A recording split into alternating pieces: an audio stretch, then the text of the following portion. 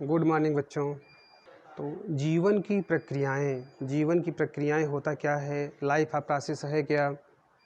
पहले इसके बारे में थोड़ा आप समझ लीजिए कि सभी जीवधारियों में निरंतर कुछ क्रियाएं होती रहती हैं जिसे हम उन्हें सजीव की श्रेणी में रख सकते हैं। क्या होता है, सभी जीवधारियों में, पेड़ हैं, पौधे हैं, मनुष्य है, सभी कुछ न कुछ निरंतर क्रियाएं होती रहती हैं। इसी का हम इन्हें सजीव की श्रेणी में रख सकते हैं। जैसे इनके अंतर्गत क्या होता है, इनमें विशेष क्रियाएं होती हैं। पहला तो आप कहिए कि ये श्वसन करते हैं।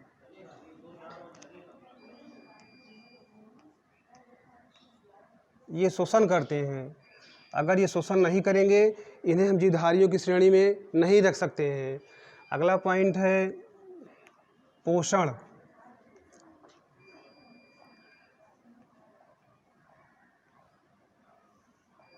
सभी जीवधारी क्या करते हैं, पोषण, भोजन ग्रहण करते हैं, भोजन को पचाते हैं, उसका स्वांगीकरण करते हैं, इसलिए हम इन्हें जीवधारियों की श्रेणी में रख सकते हैं। अगला क्या है, गमन।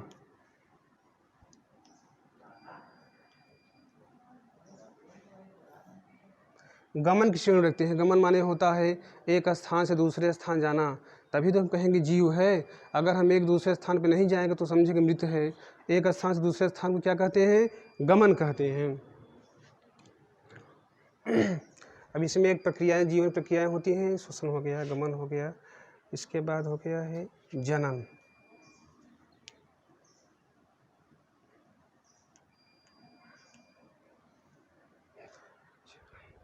जीवन प्रक्रियाएं में ये भी आएगा जनन। सभी जीवधारी जनन करते हैं, या पेड़ हो या पौधे हों, तभी उसको हम जीवन प्रक्रिया की श्रेणी में रख सकते हैं। अब इसमें आता है पोषण।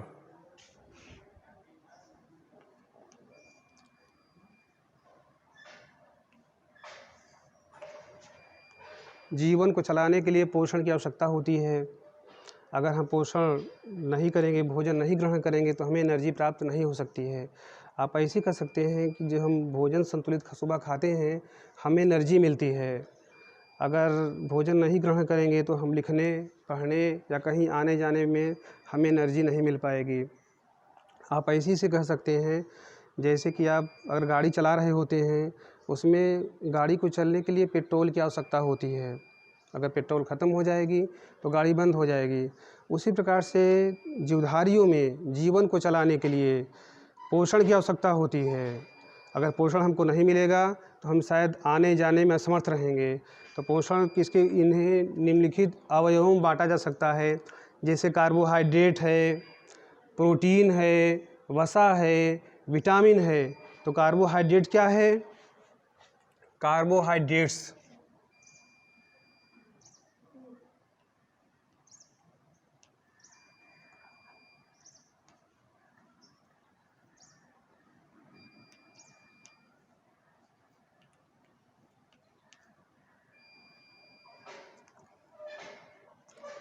बच्चों, कार्बोहाइड्रेट्स क्या है। कार्बोहाइड्रेट से हमें ऊर्जा प्राप्त होती है। ये किससे बना होता है, ये ऑक्सीजन, हाइड्रोजन, कार्बन से मिलकर बने होते हैं। ऑक्सीजन, हाइड्रोजन, कार्बन से मिलकर बने होते हैं।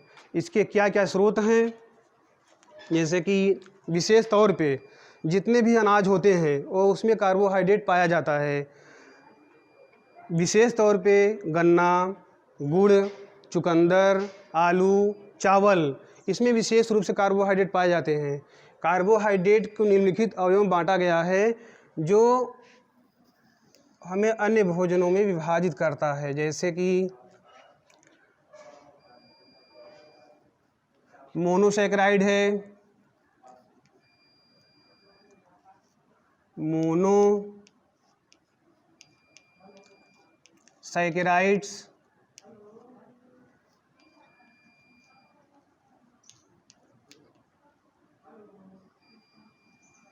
मोनोसैकेराइड्स है।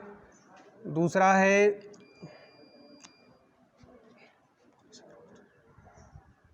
ओलिगोसैकेराइड, ओ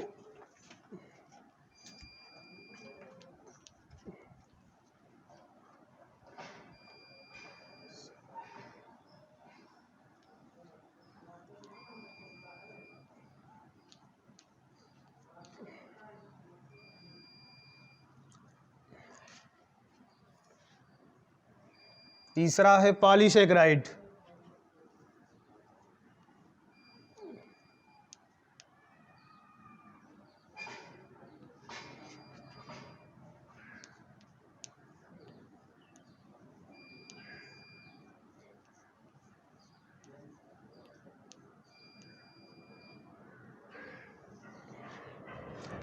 कार्बोहाइड्रेट को 3 भागों में बांटा गया है, मोनोसेकेराइड है, ओलिगोसेकेराइड है और पॉलीसेकेराइड है।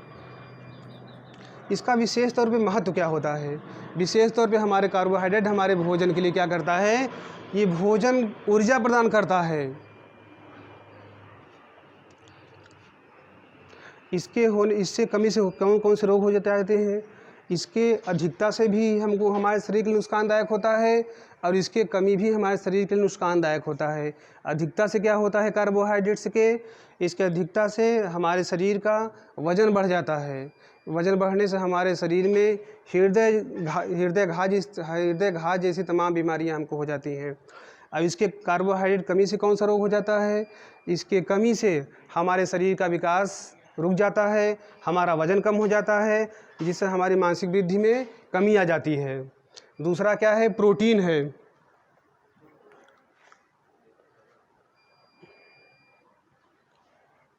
नंबर 1 कार्बोहाइड्रेट हो गया, नंबर 2 प्रोटीन। ये सब पोषण के ही अंग हैं।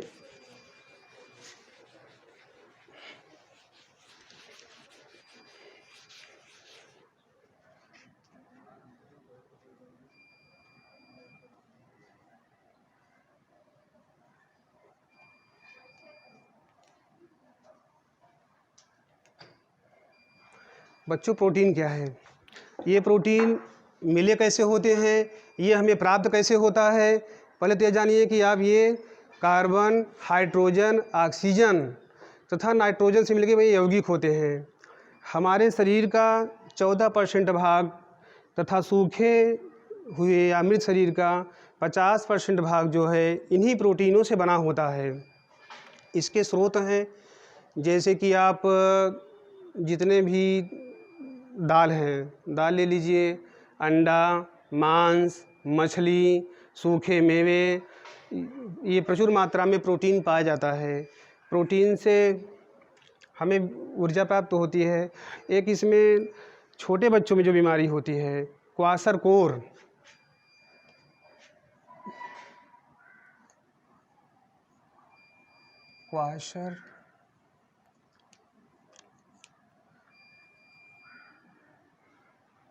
ये क्वाशरकोर की बच्चों की भी बीमारी हो जाती है। इसमें प्रोटीन की कमी हो जाती है। जैसे कभी आप लोग अक्सर देखे होंगे कि जो छोटे बच्चे होते हैं वो उनका हाथ और पैर पतला होता है और पेट निकला हुआ होता है। ये क्वाशरकोर बीमारी होती है और ये प्रोटीन की कमी से होती है। प्रोटीन की कमी से और क्या बीमारियां होती हैं? जैसे कि ये हमारे शरीर को ऊर्जा प्रदान करता है। विशेष तौर पे हमारे शरीर में ये टूटे फूटे की मरम्मत प्रोटीन करता है। जो जैसे कि मान लीजिए हाथ पैर टूट गया है, साइकिल आप जुड़वा लेते हैं बाहर से, लेकिन हमारे हाथ पे जो हड्डियाँ टूट जाती हैं ये इन्हीं प्रोटीन के कारण हमारे शरीर का टूटे मरम्मत होती है, इन्हीं के कारण होती है। हमारे शरीर में टूटे फूटे मरम्मत करता है, मांसपेशियाँ इसके कारण मजबूत होती हैं, ये प्रोटीन होता है। अगला है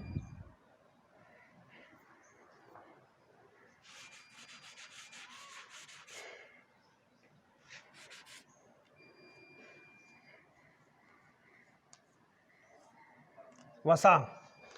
तीसरा पॉइंट है वसा। वसा या लिपिड्स। जैसे आप जानते हैं कि वसा के स्रोत क्या हैं। जितने भी घी है, तेल है, मक्खन है और मूंगफली का तेल है, नारियल है, इसमें वसा प्रचुर मात्रा में पाया जाता है। वसा हमारे शरीर के लिए बहुत लाभदायक है। इसके दोनों फायदे हैं।